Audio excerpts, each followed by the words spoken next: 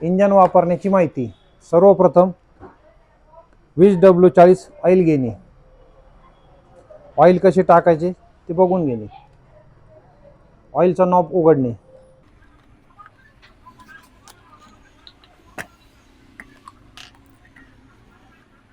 Oil टाकायची पद्धत। इंजनमध्ये एका वेळेस 100 मिली ऑइल बसते। जास्त ऑइल न टाकणे, नाही कळालं तर 50-50 ml चे 2 माप टाकणे, 100 ml ऑइल भरणे। ऑइल 100 ml बसल्यानंतर वरच्या गेजपर्यंत ऑइल लेवल असणे गरजेचे आहे। त्यानंतर ऑइल लेवल पाहिल्यानंतर हा गेज पूर्ण आवळून घेणे। या पद्धतीने आवळून घेतल्यानंतर अशी पद्धत आहे। दररोज वापर चालू असेल तर 4 ते 5-6 घंटे वापर झाल्यानंतर ऑइल चेंज करणे। ज्या बाजूने आपण ऑइल टाकले त्याच बाजूने ऑइल काढून घेणे। 100 ml ऑइल बसतं, रोजच्या रोज त्याचं ऑइल बदली करणे म्हणजे इंजनचं लाईफ चांगलं राहतं। पेट्रोल वापरण्याची पद्धत। 4 स्ट्रोक इंजन असल्यामुळे पेट्रोल मध्ये ऑइल लागत नाही, कोरं पेट्रोल घेणे।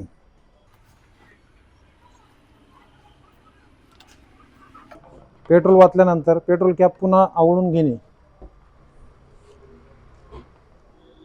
ते झाल्यानंतर पेट्रोल टाकल्यानंतर कार्बोरेटरच्या खाली एक सक्शन बल्ब आहे, तो बोटाने मधल्या बोटाने पंप करणे।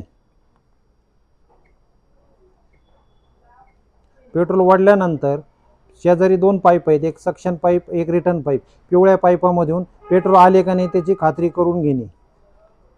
पेट्रोल आल्यानंतर चोक देणे।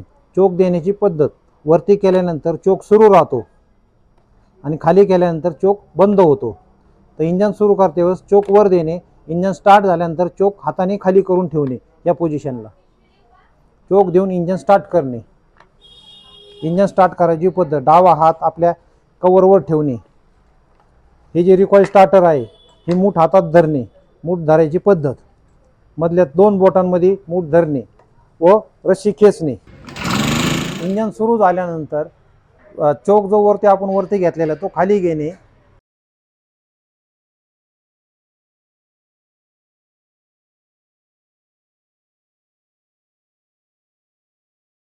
थ्रोटल असेंब्लीचा क्लच दाबणे व थ्रोटल असेंब्ली लिव्हर दाबणे, जेणेकरून आपला ब्रश कटरची गती सुरू होईल। ओके,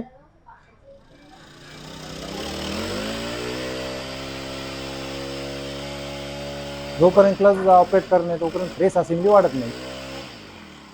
ब्रश कटर दिवसभर वापरायचे असेल तर अर्धा-पाऊण तास कंटिन्यू तुम्ही काम करू शकता आणि मध्ये अर्धा-पाऊण तास काम केल्यानंतर मध्ये 10 मिनिटं मशीनला रेस्ट देणे आणि वापर झाल्यानंतर टाकीमधलं राहिलेलं सर्व पेट्रोल काढून घेणे व पंपिंग करून कार्बोरेटरचं पेट्रोल काढून घेणे, जेणेकरून कार्बोरेटर तुमचं लाईफ चांगलं राहील।